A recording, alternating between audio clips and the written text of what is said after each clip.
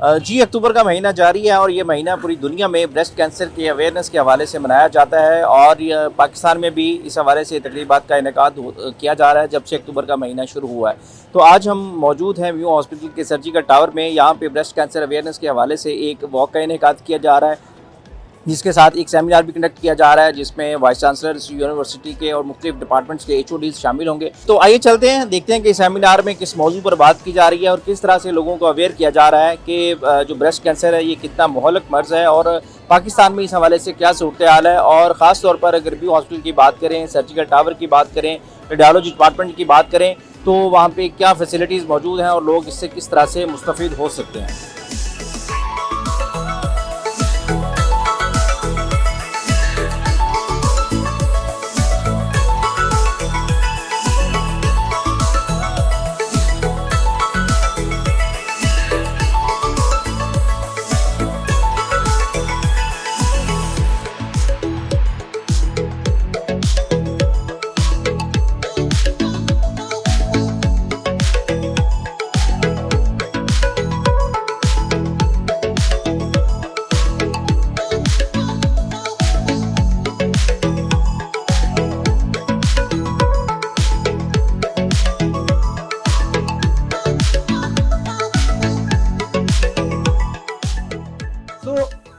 If we define breast cancer, a malignant tumor that develops from breast cells, there are different types, at least 4 types which we see.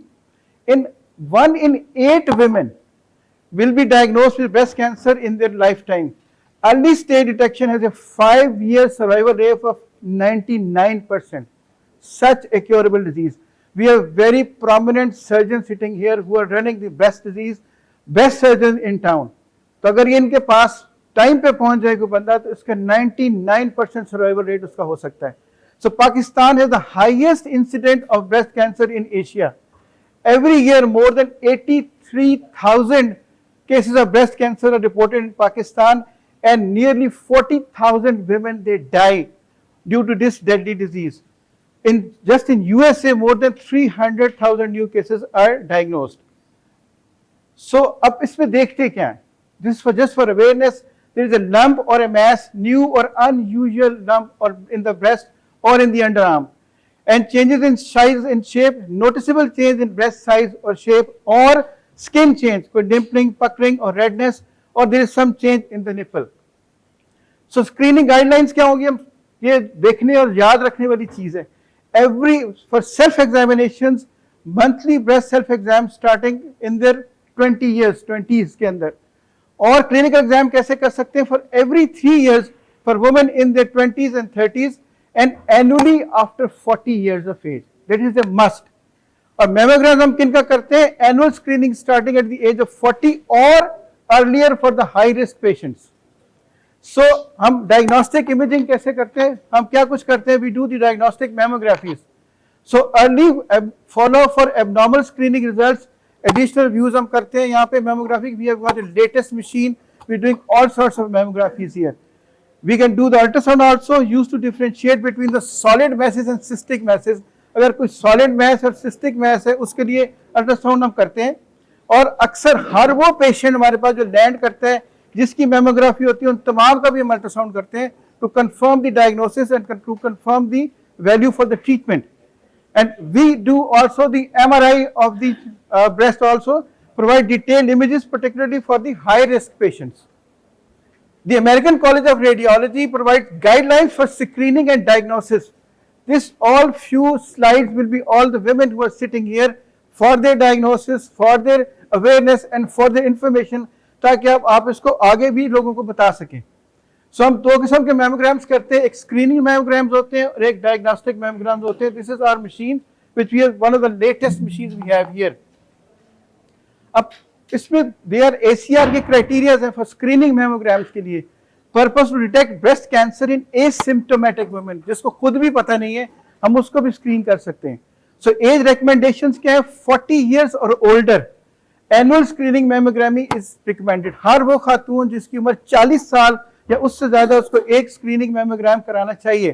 This is just the recommendations.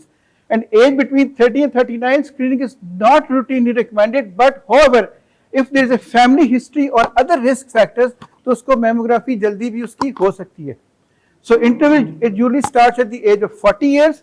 Risk क्या है? evaluated for breast cancer factors, high risk may need earlier and more frequent checkups। अगर family history है, immediate family में बहन को, वालिदा को, खाला को, किसी को है, तो ज्यादा बेहतर है कि उसकी अर्ली चेकअप्स भी उसके हो सकते हैं। एंड एडिशनल रिकमेंडेशंस क्या हो सकती है कि screen women with the personal history of breast cancer और high risk lesions according to their risk levels.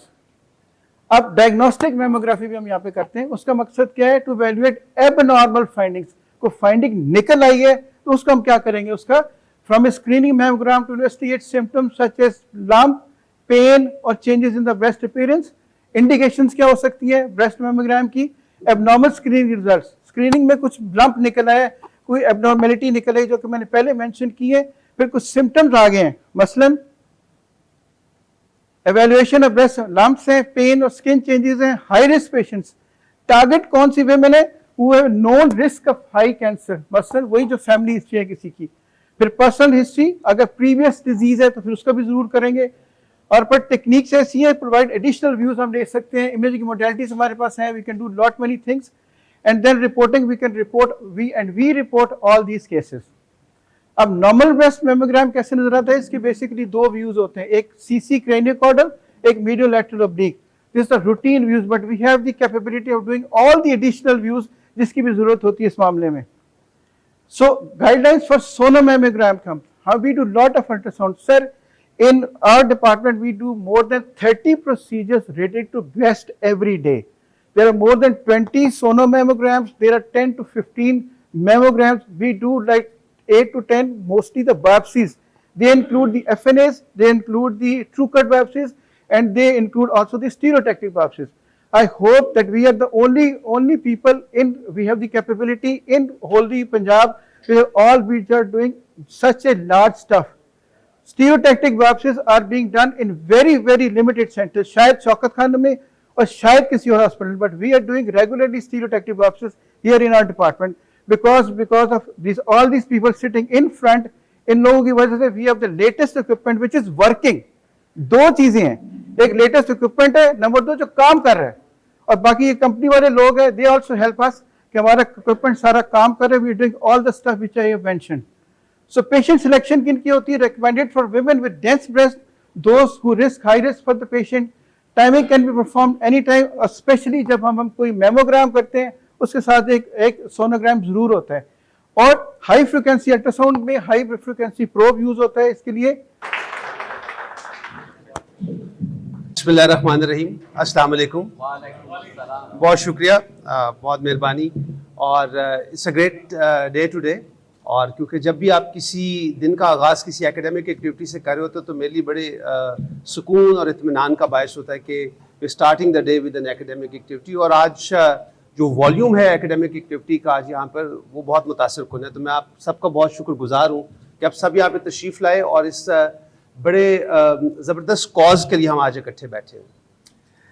देखें, जब किसी माशरे में या किसी सोसाइटी में जब किसी ख़तरे का सामना आपको करना पड़ता है तो सबसे पहला कदम होता है कि आप उस ख़तरे के बारे में निशानदेही करें। तो जो ब्रेस्ट कैंसर है वो इस वक्त एक माशरे में बहुत बढ़ते हुए और नुमाया ख़तरे की सूरत में हमारे सामने आ रहा है। वजह उसकी बहुत वाज़ेह है कि जिस तरह आपने भी शहजाद साहब ने अभी जो स्टेटिस्टिक्स दिखाए तो आपने देखा कि हर साल 83,000 ख़वातीन को ब्रेस्ट कैंसर का सामना करना पड़ता है पाकिस्तान में। और जो दूसरी खौफनाक बात है कि उसमें से जो 83,000 ख़वातीन में से 40,000 मर जाती हैं। सो जो तनासब है बीमारी का कि दो में से एक ही जिंदा बचेगा। तो इसलिए इस बढ़ते हुए ख़तरे का जो हमें सामना है, और जो बड़ी बात है कि पाकिस्तान के अंदर जो छाती का सरतान है ख़वातीन के अंदर वो बहुत तेज़ी से फैल रहा है। और दूसरी बड़ी बात है कि जो ज़्यादा तशवीश का बायस है कि यंगर ख़वातीन में जो तनासब है पाकिस्तान के अंदर छाती का सरतान होने का, वो तनासब पूरे एशिया में सबसे ज़्यादा पाकिस्तान में तो है। तो ये बहुत बड़ा ख़तरा हमारे लिए।